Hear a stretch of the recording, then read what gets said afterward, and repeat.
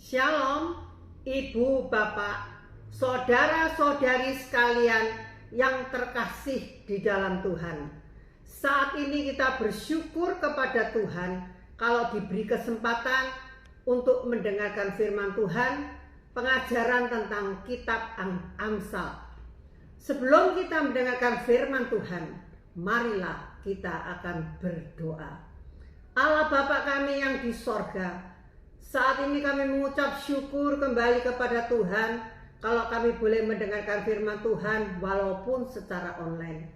Bantulah kami hamba-Mu, berikan kami hikmat akal budi dari sorga, supaya apa yang kami beritakan semua itu berasal dari Engkau, berguna untuk kemajuan kerohanian seluruh sidang jemaat Tuhan yang mendengarkan di mana saja berada. Engkau tolong Roh Kudus buat jemaat Tuhan yang mendengarkan supaya mereka boleh mengerti apa yang menjadi rencana Tuhan. Di dalam nama Tuhan Yesus kami berdoa dan mengucap syukur. Amin. Pelajaran firman Tuhan sore hari ini kita ambil dari kitab Amsal pasal 22 ayat 1 sampai dengan 16 dalam bahasa Indonesia masa kini. Akhir koleksi kerajaan. Kita akan membagi beberapa bagian, yaitu Amsal pasal 22 ayat 1 sampai dengan 6. Pengajaran tentang kekayaan dan pentingnya didikan. Mari kita akan membaca terlebih dahulu ayat 1 sampai dengan 6 dalam bahasa Indonesia masa kini. Nama baik lebih berharga daripada harta yang banyak. Dikasih orang lebih baik daripada diberi perak dan emas. Amin. Kita baca terlebih dahulu ayat pertama.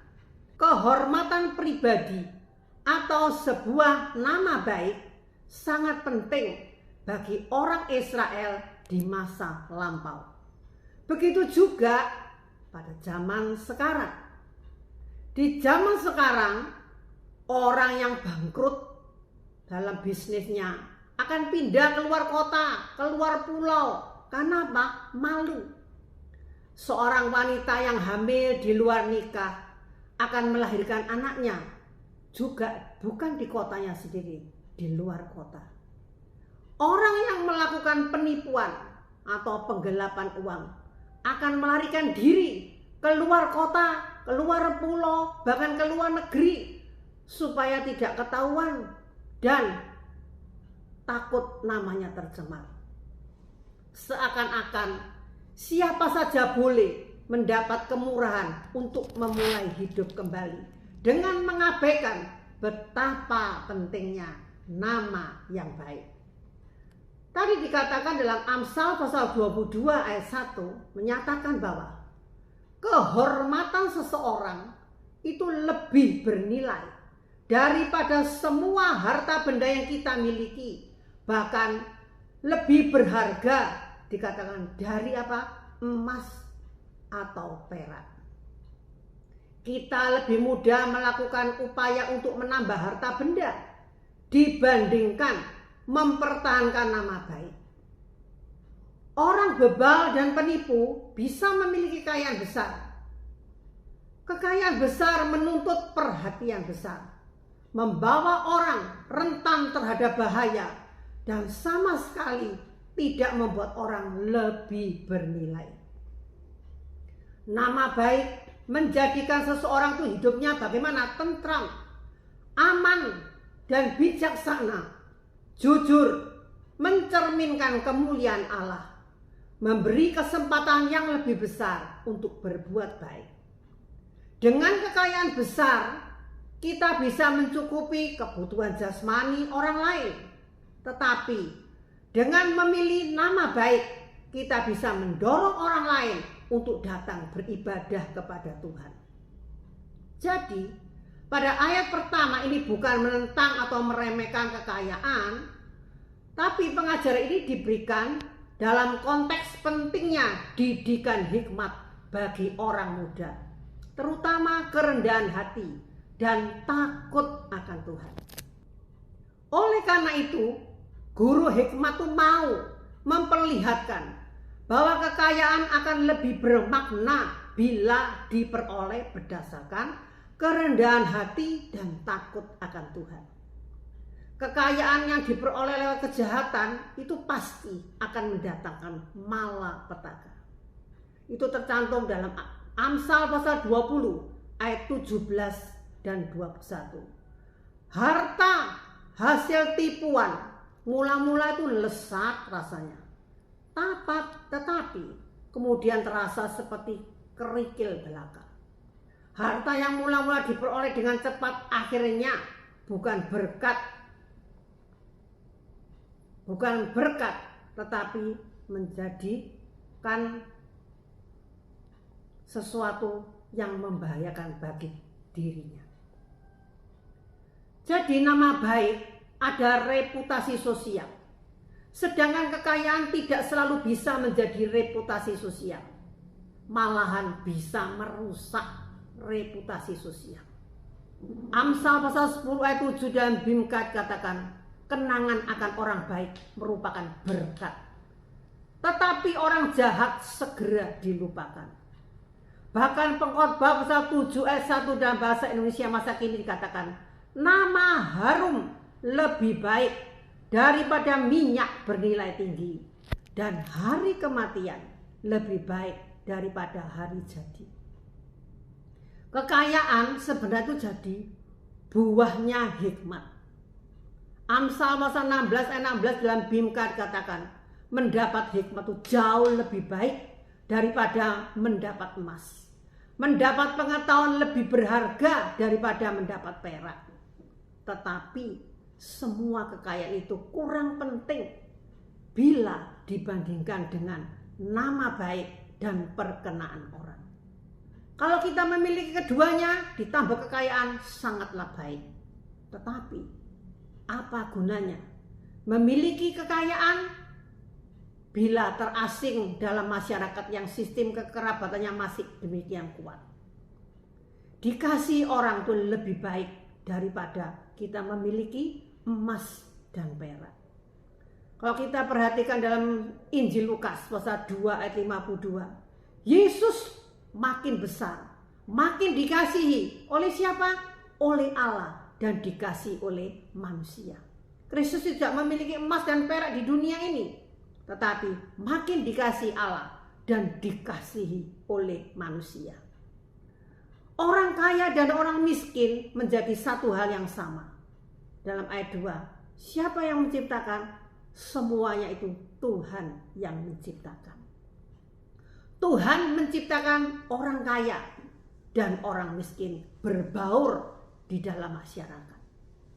Orang kaya di dunia ini harus mengakui bahwa Allah sebagai penciptanya, harus bermurah hati kepada orang miskin, harus berderma, mengajari mereka untuk apa? Mengucap syukur. Sedangkan orang miskin harus tunduk kepada Allah dan melayani orang kaya. Mereka itu saling membutuhkan. Jadi orang kaya sama orang miskin itu saling membutuhkan. Dalam 1 Korintus pasal 12 ayat 21 dalam Bimka, oleh sebab itu mata itu tidak dapat berkata kepada tangan, oh saya tidak memerlukan engkau, atau kepala berkata kepada kaki, saya tidak memerlukan engkau. Semua itu harus ada kerjasama, harus ada saling membutuhkan satu dengan yang lain. Antara orang kaya dan orang miskin itu saling membutuhkan. Orang miskin itu harus sabar, walaupun dalam penderitaan mereka harus tetap sabar. Semuanya itu akan berlalu, tidak selalu penderitaan terus. Orang miskin juga harus memiliki rasa cukup di dalam hati dan harus bergantung kepada Allah. Apa persamaan orang kaya dan orang miskin? Dikatakan dalam Maleakhi pasal 2 ayat 10 dan Bimka, orang kaya dan orang miskin sama-sama diciptakan oleh Allah. Orang kaya dan orang miskin bertemu dalam satu ruangan, yaitu dalam ruangan ibadah di rumah Tuhan. Kaya dan miskin duduk bersama, tidak ada perbedaan. Sini kaya aja atau yang miskin saja semua berbaur jadi satu di dalam rumah ibadah.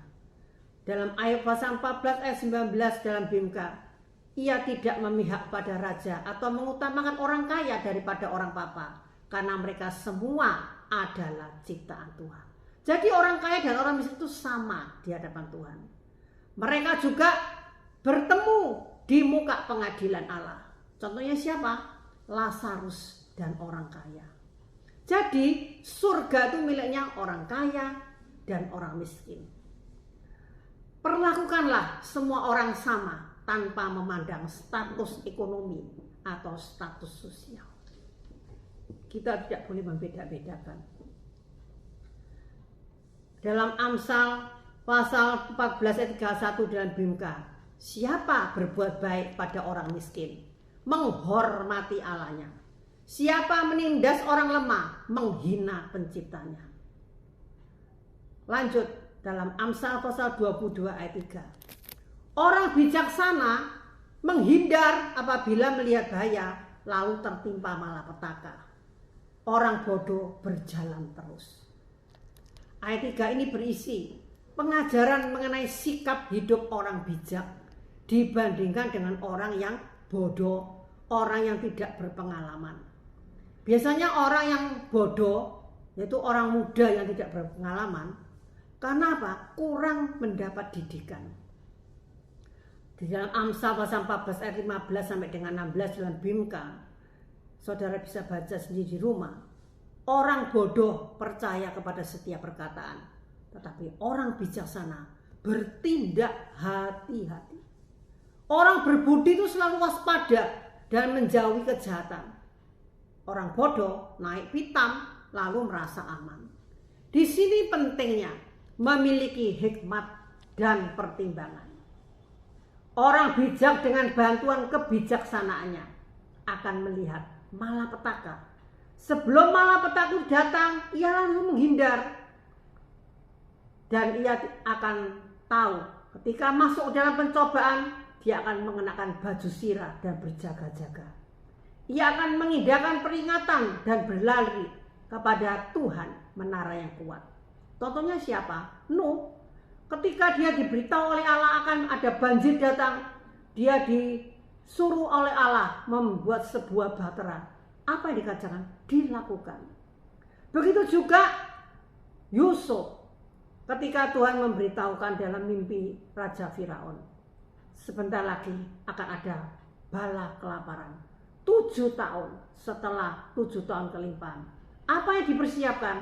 Membangun gudang-gudang. Itu orang yang bijaksana, orang yang penuh dengan hikmat.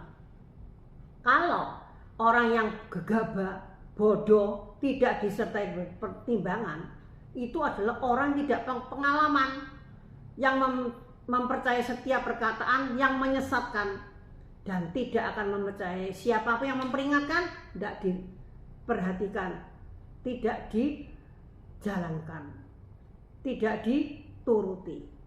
Mereka akan menentang dosa. Menentang dosa itu orang yang bijaksana. Tetapi orang yang bodoh, ada bahaya, diterjang saja, diperingatkan, tidak diperhatikan, tidak diindahkan. Mereka itu perlu bertobat dari kebebalan ketika bahaya sudah datang, malapetaka datang, sudah terlambat. Karena sebelumnya diperingatkan, tidak diperhatikan.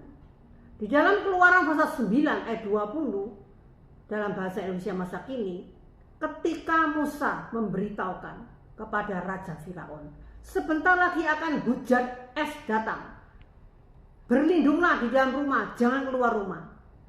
Orang yang mendengarkan nasihat itu, yaitu para pejabat, takut berlindung, tapi yang mengindahkan nasihat, membiarkan hamba-hambanya ada di halaman. Akhirnya apa? Tertimpa hujan es, banyak yang binasa. Nah, kalau kita memperhatikan, mengindahkan nasihat, kita akan selamat. Tapi kalau kita mengabaikan, maka kita akan ditimpa malapetaka. Selanjutnya dalam Amsal pasal 22 ayat 4 dalam bahasa Indonesia masa kini. Orang yang takwa kepada Tuhan dan merendahkan diri akan bahagia, makmur dan dihormati. Dalam terjemahan baru, ganjaran kerendahan hati dan takut akan Tuhan adalah kekayaan, kehormatan, dan kehidupan. Ayat 4 ini berisi pengajaran mengenai apa yang akan diterima orang yang rendah hati dan takut akan Tuhan. Jadi orang yang rendah hati itu sejajar dengan takut akan Tuhan. Konsep yang sama dapat kita temukan di dalam Amsal pasal 15 ayat 33 dalam Bimka. Takut akan Tuhan adalah dasar pendidikan yang baik. Kehormatan didahului oleh kerendahan hati.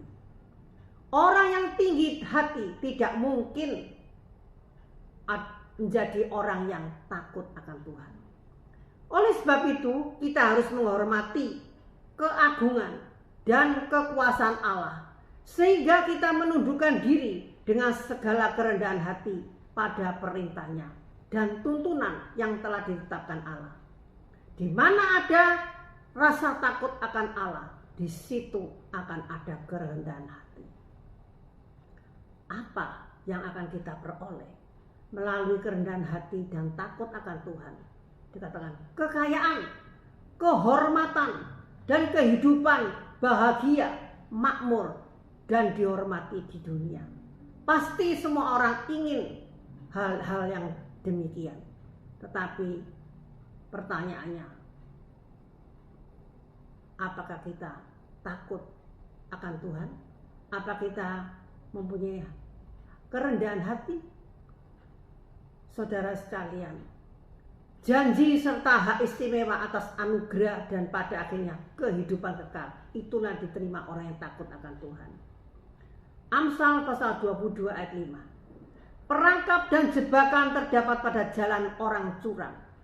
Jauhilah semua itu jika engkau ingin selamat. Ayat 5 ini berisi peringatan mengenai apa yang akan dialami orang yang curang atau yang serong hatinya dibandingkan dengan orang yang memelihara hidupnya. Alkitab mengajarkan kepada kita untuk menjauhi jalan orang yang jahat, sebab menyusahkan dan berbahaya sekali, bertentangan dengan kehendak dan firman Allah.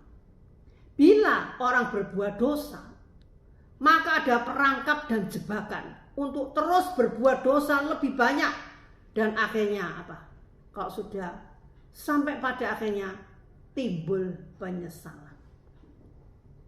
Lanjut, kitab Amsal pasal 22 ayat 6. Ajarlah seorang anak cara yang patut baginya, maka sampai masa tuanya ia akan hidup demikian. Ayat ini merupakan ayat yang terkenal bagi orang masa kini yang menggumuli pendidikan anak-anak. Tugas besar yang dilimpahkan khususnya kepada orang tua dan guru yang mengajari anak-anak.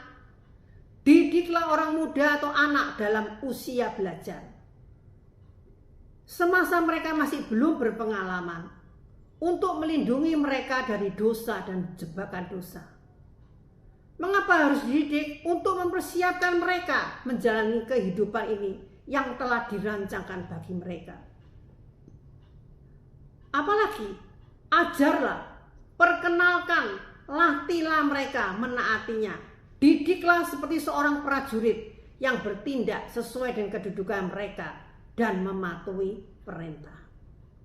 Anak-anak itu perlu dididik, bukan menurut kehendaknya, sesukanya, melainkan menurut jalan yang patut bagi mereka, jalan yang dianjurkan bagi anak-anak.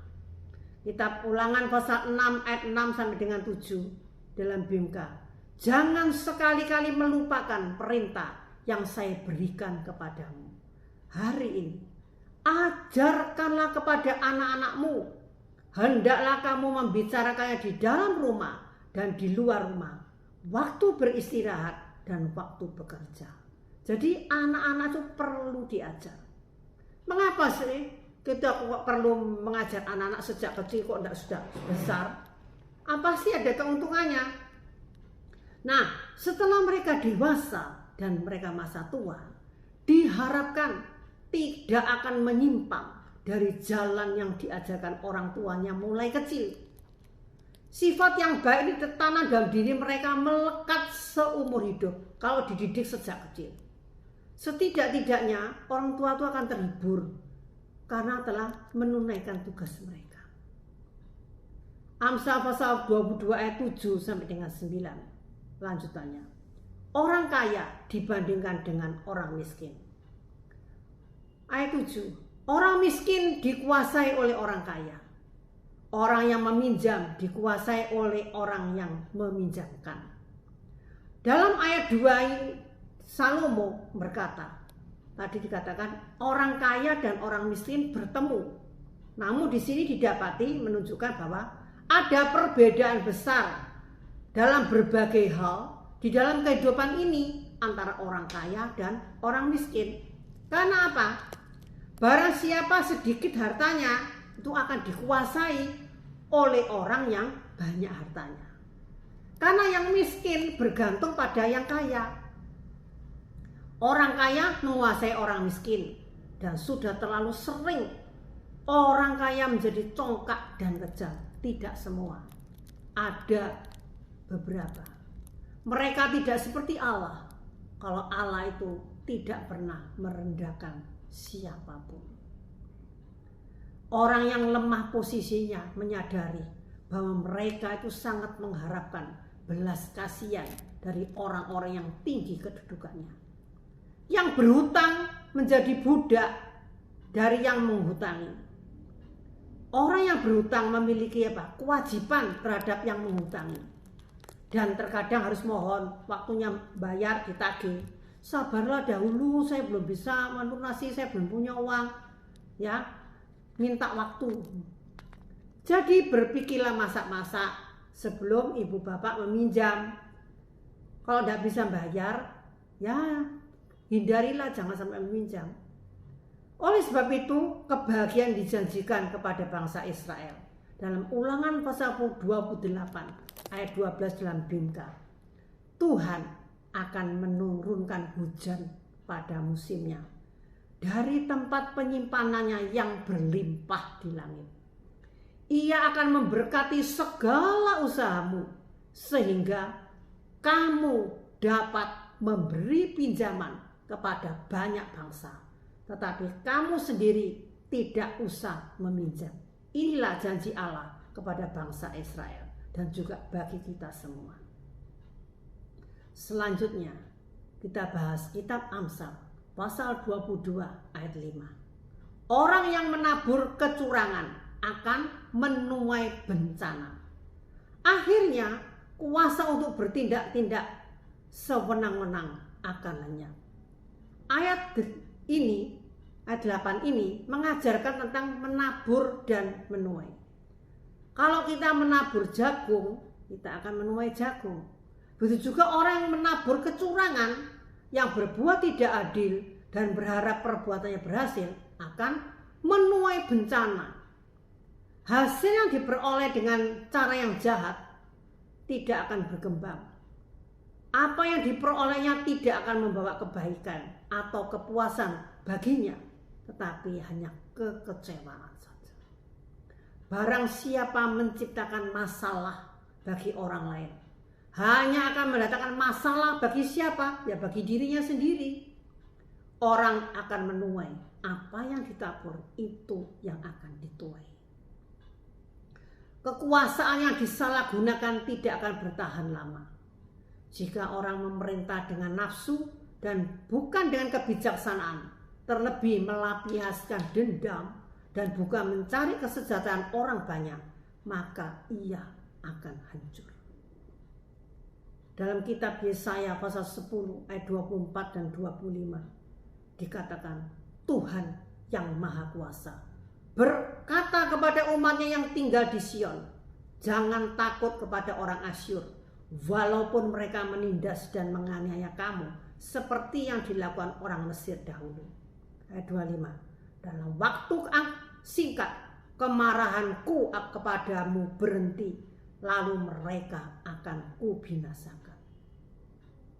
Nah, melalui peristiwa ini kita diingatkan, berhati-hatilah. Apa yang kita tabur itu juga akan kita tuai. Menabur kebaikan, menuai kebaikan. Menabur kejahatan, pasti kita akan menuai kejahatan. Malapetaka, bencana akan mengenai diri kita. Selanjutnya, kitab Amsal pasal 22 ayat 9. Orang yang baik hati diberkati Tuhan. Karena apa? Ia membagi rezeki dengan orang yang berkekurangan. Dalam gambar ini kita lihat orang yang murah hati.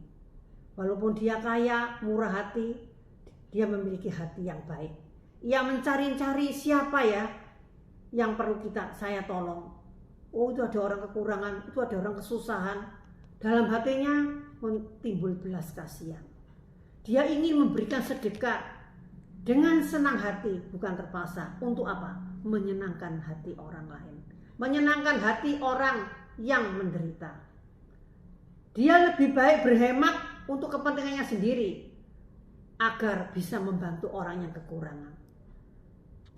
Coba perhatikan, orang yang kekurangan, orang yang membutuhkan pertolongan kita, orang yang miskin, kalau kita tolong, mereka itu akan bersyukur. Bersyukur kepada siapa? Kepada Tuhan, dan akan mendoakan orang yang sudah menolongnya, agar orang yang berbelas kasih kepada dia diberkati. Jadi doa orang yang kita bantu itu luar biasa didengar Tuhan. Tuhan akan memberkati orang-orang yang bermurah hati. Selanjutnya, Amsal pasal 22 ayat 10 sampai dengan 12. Temanya tentang pentingnya pengetahuan dan sikap hidup orang yang bijak. Kita baca dulu ayat 10. Usirlah orang yang suka menghina, maka berhentilah pertikaian, permusuhan dan celah-mencela. Nah, banyak orang suka bermusuhan, bertengkar, ya. Ayat 10 berisi peringatan orang-orang kepada orang yang bodoh, yang suka menghina, yang suka mengolok orang lain, disebut pencemooh. Seorang pencemooh adalah orang yang bodoh, yang beranggapan bahwa dirinya itu lebih baik dari orang lain, lebih benar. Orang ini tidak bisa menerima didikan atau teguran. Kesukaannya apa? Mencemooh orang lain. Bahkan lebih dari itu, ia suka menggugat orang lain. Hal ini tentunya mendatangkan masalah dalam dirinya. Apa yang dilakukan pencemooh? Orang yang suka menghina, ia hanya menabur pertengkaran dan mendatangkan celaka. Kemana dia pergi, selalu mengganggu ketentraman orang banyak. Jadi yang dimaksud di sini bukan pertengkaran biasa, melainkan perselisihan dalam pengadilan. Kalau dia diusir keluar dari persekutuan masyarakat, perselisihan di pengadilan akan hilang. Selanjutnya, ayat 11, kitab Amsal pasal 22 ayat 11. Kita baca semua itu dalam bahasa Indonesia masa kini, ya, kitab Amsal. Orang yang menyukai ketulusan dan manis bicaranya akan menjadi sahabat raja. Kontras sekali dengan ayat sebelumnya. Dalam ayat 11 diberikan pengajaran mengenai orang yang bijak, yaitu orang yang mencintai kesucian hati dan manis bicaranya. Salah satu ciri-ciri yang penting orang bijak dalam kitab Amsal adalah dapat mengontrol kata-katanya dan berbicara manis. Raja mana sih yang tidak mengasihi orang-orang yang mempunyai hati yang suci, manis bicaranya, melayani dia dengan baik? Kepada orang-orang yang demikian, raja menjadikan persahabatan yang sejati. Apa syarat-syarat mengenai orang yang terampil dan ahli, yang cocok untuk bekerja bagi orang banyak? Orangnya harus jujur. Kalau tidak jujur, kita bekerja di majikan, apa-apa ditaruh hilang. Wah, susah ini ya. Zaman sekarang tuh nyari orang jujur sulit. Jujur itu loh modal pertama kalau kita kerja sama orang. Yang kedua, kita harus mempunyai hati yang tulus, suci. Artinya tidak ada kepalsuan, tidak ada tipu daya, tidak mementingkan diri sendiri, tidak mempunyai rancangan yang jahat-jahat, tidak ada nafsu kedagingan. Hatinya tulus. Orang katakan lugu, ya. Selanjutnya, yang tiga, kita harus mempunyai sikap yang adil dan benar. Hidup benar itu penting. Apalagi berbicara dengan perkataan yang baik, sopan santun, tidak ngomong sembarangan kurang ajar. Ya, bicaranya yang baik, sopan santun. Amsal pasal 16 ayat 21 dengan Bimka dikatakan, orang bijaksana dikenal dari apanya? Pikirannya yang tajam, cara bicaranya yang menarik, membuat kata-katanya makin meyakinkan. Apalagi orang itu harus berbicara apa adanya, tidak bermulut manis, di muka ngomongnya begini, di belakang lain. Jadi harus bicara apa adanya. Amsal pasal 24 ayat 2 dalam Bimka dikatakan, mereka hanya memikirkan kekejaman dan hanya membicarakan apa yang mencelakakan. Itu harus kita jauhi kalau kita mau bekerja di tempat yang baik. Apalagi kita harus bijaksana. Orang yang memiliki pemikiran yang bersih, bersikap dan jujur, manis dan dalam kata-katanya akan mendapat kesempatan berkarya di istana, di tempat-tempat yang terhormat. Kalau kita lihat dalam Kejadian pasal 41 ayat 37 sampai dengan 45, bagaimana Yusuf ya bisa mengatur gandum yang berlimpah di Mesir. 7 tahun kelimpahan disimpan di gudang, tetapi 7 tahun kelaparan dikeluarkan semua. Kerjanya bagus. Begitu juga di rumah Potifar. Dia adalah orang yang baik, yang jujur. Sehingga apa? Semua harta Potifar itu diserahkan kepada Yusuf. Kalau Yusufnya tidak jujur, mana mungkin Potifar mempercayakan semua hartanya kepada dia. Jadi kita harus mempunyai perilaku yang baik untuk mendapatkan pekerjaan dalam posisi-posisi yang penting. Jujur terutama itu harus nomor 1. Selanjutnya, kitab Amsal pasal 22 ayat 12. Dengan membongkar kebohongan orang yang curang, Tuhan menjaga agar pengetahuan yang benar tetap terpelihara. Dalam ayat 12 ini berisi pengajaran mengenai sikap Tuhan terhadap orang bijak yang bertentangan sekali dengan sikap orang yang bodoh. Orang bodoh dikatakan pengkhianat. Amsal pasal 15 ayat 3 dikatakan, Tuhan itu loh melihat semua yang terjadi di segala tempat itu Tuhan tahu. Karena mata Tuhan ada di segala tempat. Apa yang kita perbuat, baik yang baik, apa yang jahat, semua tidak tersembunyi di mata Tuhan. Oleh karena itu kita harus berhati-hati, baik dengan ucapan kita, pikiran kita, tindak tanduk kita. Tuhan pun mengerti dan tahu apa yang kita lakukan. Tuhan itu pelindung dan pembela kebenaran. Hanya iblislah yang membutakan pikiran manusia dan menghalangi manusia yang berdosa untuk mengenal Allah. Namun Allah dengan kuasanya menjaga agar melalui agama manusia mempunyai pengetahuan tentang siapakah Allah itu, dan pengetahuan yang baik dan jahat di tengah umat manusia. Tuhan menjaga orang-orang yang berpengetahuan, orang-orang yang bijaksana dan baik, dijaga oleh Allah. Itu saudara bisa membaca dalam 2 Tawarik pasal 16 ayat 9a. Tuhan mengawasi tindak tanduk semua makhluk hidup. Orang yang setia terutama kepadanya dicatat. Begitu juga orang yang jahat. Saudara-saudara sekalian, saat ini kita juga harus mengintrospeksi diri kita. Apa yang kita lakukan saat ini? Apakah hal yang benar atau ada hal yang jahat? Tuhan itu adil. Apa yang kita tabur akan kita tuai. Pembalasan yang dilakukan Allah itu secara adil pasti akan terjadi. Saudara sekalian, Kita lanjutkan.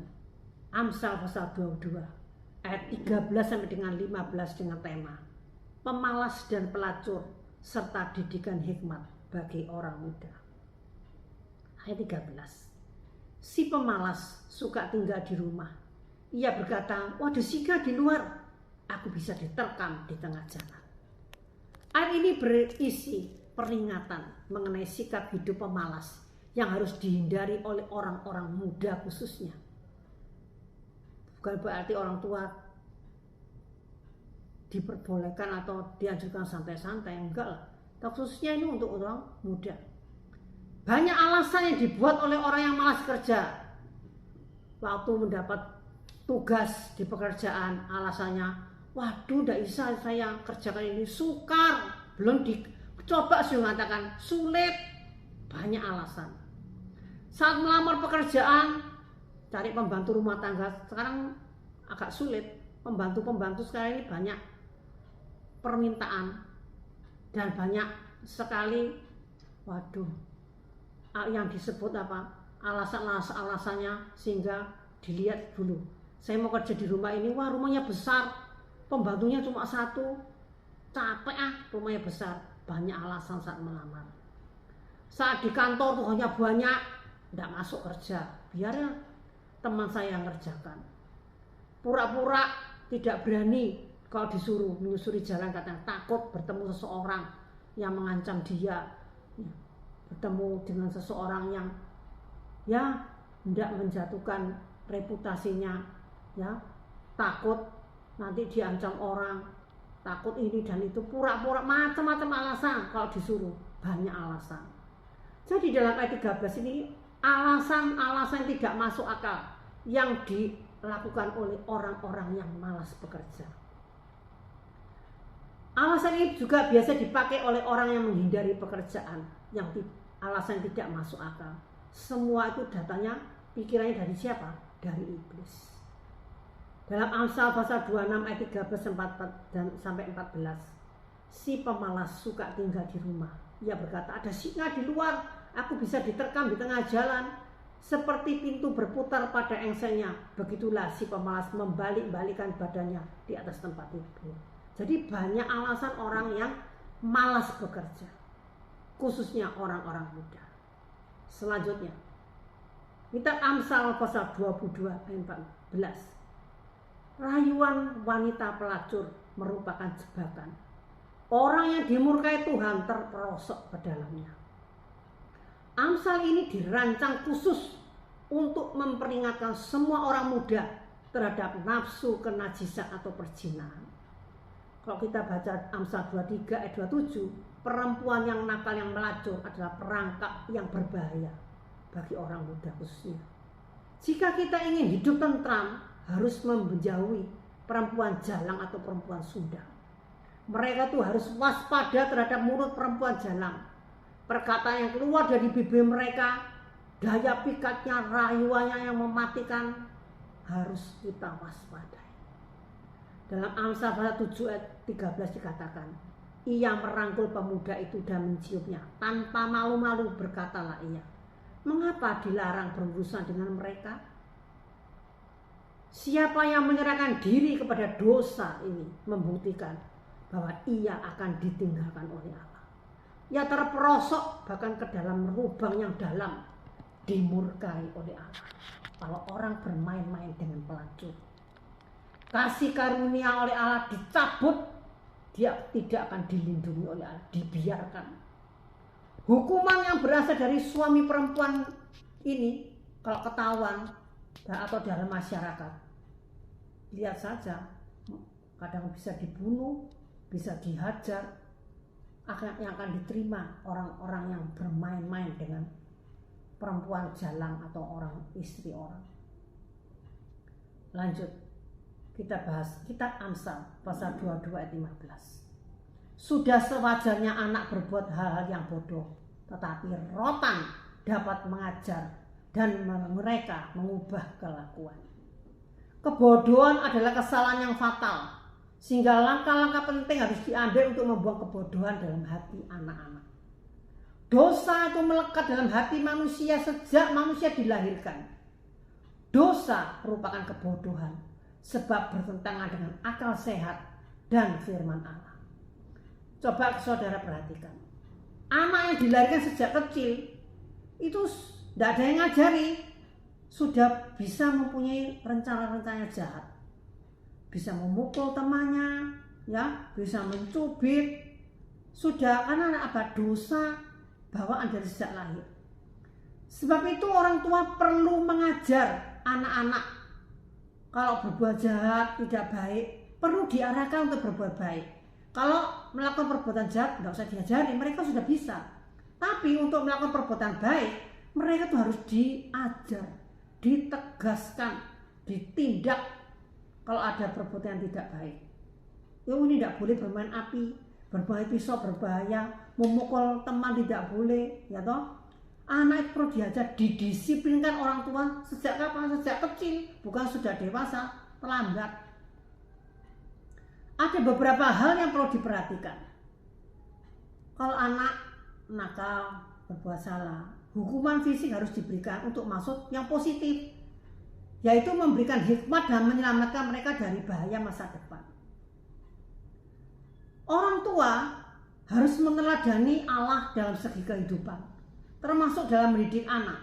Jika Allah itu mempunyai hati yang kasih, maka orang tua tidak boleh menghukum anak dengan emosi, sampai benci, dipukul, sampai luka, ya.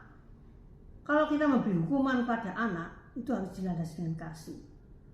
Apa yang kita ajarkan, kita didik, ya, kita arah hukum, kita memberi hukuman, itu membawa kebaikan bagi diri anak. Dalam Amsal pasal 3 ayat 11 sampai dengan 12 dalam Bimka. Apabila Tuhan mengajar engkau anakku, terimalah itu sebagai suatu peringatan dan jangan hatimu kesal terhadap didikannya itu. Tuhan mengajar orang yang dicintainya, sama seperti seorang ayah mengajar anak yang disayanginya. Kalau kita memberi hukuman fisik, yang ketiga, tidak boleh diterapkan dalam segala situasi. Orang tua tuh harus mempunyai hikmat dalam memberi hukuman kepada anak. Kalau anak diberitahu salah, diperingatkan dengan kata-kata saja, sudah cukup. Tidak perlu dipukuli anaknya itu. Apalagi anak itu dipukuli sampai rotan, sampai luka dan sebagainya. Kalau memang anak itu sudah ngerti, diberitahu dengan perkataan, ya sudah cukup, perlu hanya cuma dinasihati saja. Amsal pasal 17 ayat 10, satu teguran lebih berarti bagi orang berbudi daripada 100 tambukan pada orang yang bodoh. Namun tidak semua anak itu diberi nasihat dengan kata-kata itu bisa mempan gitu ya, mengerti, nurut. Tapi ada anak yang nakal kelewat batas, sehingga perlu kita ambil rotan, ya. Amsal pasal 19 ayat 15 dikatakan, ayat 18, tertibkan anakmu selama masih ada harapan, kalau tidak berarti kau menginginkan kehancurannya. Jadi memberikan hukuman itu sebatas apa? Kemampuan fisik anaknya. Kalau anaknya kecil jangan disuai betik gitu ya, sampai memar-memar. Ya disentik aja sudah takut, sudah nuangis gitu ya. Jadi hukuman fisik tidak boleh kelewat batas. Menurut saya ini yang paling susah. Seringkali orang tua tuh dengan emosi kelewat batas dipukuli sampai berdarah-darah. Kadang-kadang orang tuanya mukul, bapaknya mukul, ibunya mukul, dua-dua mengajar anaknya. Waduh, anaknya jadi apa itu ya? Nanti kalau luka, cacat, yang rugi siapa? Ya kita sendiri, orang tuanya. Jadi ajaran kitab Amsal tentang hukuman fisik ini bermaksud baik, berimbang, dan bukan membenarkan dilakukannya kekerasan fisik kepada anak-anak. Kitab Amsal ini sebagai firman Tuhan tetaplah mengandung berbelas kasihan dan anugerah. Perlu dicamkan baik-baik bahwa ada bahaya yang besar jika kita tidak mau mendidik anak-anak kita sejak kecil. Karena jika tidak diajar dengan baik, besok besarnya jadi orang kurang ajar, yang suka mencuri, suka melakukan tindak-tindakan yang membahayakan keselamatan orang lain. membahayakan dirinya juga berbahaya. Hukuman fisik memang terlihat menyakitkan bagi anak. Tetapi jika memang diperlukan, sebenarnya kita sedang menghindarkan anak-anak kita dari masalah yang besar yang akan dihadapi di kemudian hari. Ibrani pasal 12 ayat 11 dikatakan dalam Bimka, memang pada waktu kita diajar, hukuman itu tidak menyenangkan hati kita, melainkan hanya menyedihkan saja. Tetapi kemudian hari, bagi kita yang sudah diajar, hukuman itu menyebabkan kita menurut kemauan Allah dan menghasilkan perasaan sejahtera bagi kita. Begitu juga secara rohani, kita sering berbuat kesalahan, kejahatan, dosa berulang-ulang, tapi Bapa di sorga mendisiplinkan kita agar kita berbalik pada jalan yang salah. Ibrani pasal 12 ayat 6 dan 7 dalam Bimka, sebab Tuhan mengajar setiap orang yang dikasihinya, dan ia mencambuk setiap orang yang diakuinya sebagai anaknya. Hendaklah kalian menerima sambukan dari Allah sebagai suatu ajaran dari seorang bapa. Sebab apakah pernah seorang anak tidak dihukum oleh bapaknya? Ayat 15 ini menyampaikan pentingnya didikan hikmat bagi orang muda. Kebodohan yang melekat dalam hati orang muda karena mereka masih belum punya pengalaman. Kebodohan itu membahayakan masa depannya. Dia membutuhkan didikan yang mendisiplinkan, kalau perlu disertai hukuman. Sebab Tuhan itu mengajar setiap orang yang dikasih. Kalau tidak dikasih, tidak diajar. Tapi orang yang dikasih Tuhan diajar, didisiplinkan supaya apa? Kembali kepada Allah. Selanjutnya, sikap terhadap orang yang miskin dan orang kaya. Amsal pasal 22 ayat 16. Siapa mau menjadi kaya dengan menindas orang miskin dan memberi hadiah kepada orang berada, pada akhirnya akan melarat. Ayat 16 ini berisi pengajaran mengenai harta kekayaan. Ayat ini merefleksikan suatu yang sangat sulit bagi masyarakat, khususnya kelas bawah. Pada masa akhir kerajaan, khususnya di bawah pemerintah raja-raja yang jahat, orang miskin itu tidak punya akses untuk berkomunikasi dengan baik pada para penguasa. Para penguasa dikuasai oleh orang kaya. Ayat 16a dikatakan, orang-orang kaya yang demikian beroleh kekayaan bagi dirinya sendiri, menggunakan kekuasaannya untuk apa? Menekan orang miskin. Amsal pasal 21 ayat 6, kekayaan diperoleh dengan tidak jujur cepat hilang dan membawa orang ke liang kubur. Jadi ayat ini memperlihatkan cara yang jahat yang terkadang dilakukan orang-orang kaya, walaupun tidak semua, yang akhirnya membuat mereka miskin dan membangkitkan amarah Allah.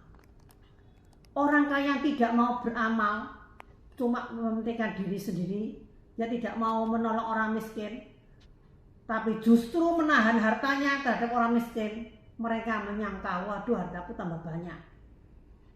Sebaliknya mereka memberi hadiah kepada orang-orang kaya dengan tujuan apa? Mendapat pujian, mendapat kehormatan, atau beramal murah hati dengan cara yang salah, yaitu mencari pujian, ya, kehormatan. Kita lihat dalam Lukas pasal 14 ayat 12 sampai dengan 14. Lalu kata Yesus kepada tuan rumah, apabila engkau mengundang orang untuk pesta makan siang atau makan malam, janganlah mengundang teman atau saudara atau sanak saudara ataupun tetanggamu yang kaya, sebab nanti mereka akan mengundangmu pula, dan dengan demikian engkau memberi balasan atas perbuatanmu. Jadi apabila engkau mengadakan pesta, undanglah orang miskin, orang cacat, orang lumpuh, dan orang buta, engkau akan diberkati, sebab orang-orang tidak akan dapat membalas kebaikanmu. Kebaikanmu itu akan dibalas oleh siapa? Oleh Allah pada waktu orang-orang baik dibangkitkan kembali dari kematian. Jadi ada orang kaya yang enggan menolong orang lemah, tetapi sebaliknya mereka menindas, merampok yayasan amal, dikorupsi, merampas dari penyewa tanah, ya, dan tetangga-tetangga yang miskin, melanggar hak orang-orang yang tidak mempunyai apa-apa untuk mempertahankan diri dari mereka. mereka mencari muka, semua itu akan merugikan diri mereka sendiri.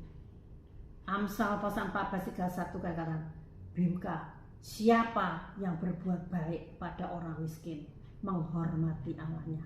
Siapa menindas orang lemah, menghina penciptanya. Perbuatan mereka sama seperti merampok Allah yang menjadikan musuh-musuh Allah.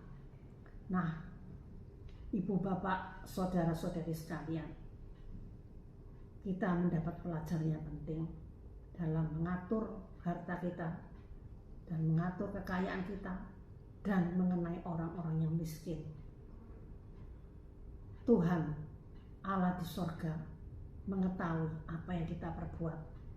Semuanya yang baik, yang jahat pun Tuhan tahu. Kiranya firman Tuhan sampai di sini, kiranya Roh Kudus menuntun kita melakukan firman Tuhan. Apa yang tidak baik, yang tidak benar, yang tidak sesuai dengan firman Tuhan, kita tinggalkan. Yang baik kita lakukan, agar hidup kita boleh berkenan kepada Tuhan. Amin. Mari kita berdoa. Terima kasih Tuhan, Allah kami di surga. Kami sudah mendengarkan firman Tuhan. Kiranya firman Tuhan ini Tuhan bukannya berlalu dengan sia-sia, tapi boleh kami laksanakan dalam hidup kami masing-masing. Berilah kami hikmat akal budi dari sorga, supaya dalam kehidupan kami, Tuhan, baik di masyarakat, di pekerjaan, di gereja, dimanapun kami berada, kami boleh menjadi saksi Tuhan. Bantulah kami Tuhan, agar hidup kami boleh menyenangkan hati Tuhan, supaya melalui hidup kami nama Tuhan dipermuliakan. Bantulah kami Roh Kudus melakukan semua firman Tuhan yang sudah diajarkan pada sore hari ini, supaya kami boleh menjadi orang yang berhikmat, bukan menjadi orang yang bodoh. Terima kasih Bapa. Berkati seluruh jemaat-Mu yang mendengarkan di mana saja mereka berada. Dalam nama Tuhan Yesus kami berdoa dan mengucap syukur. Amin.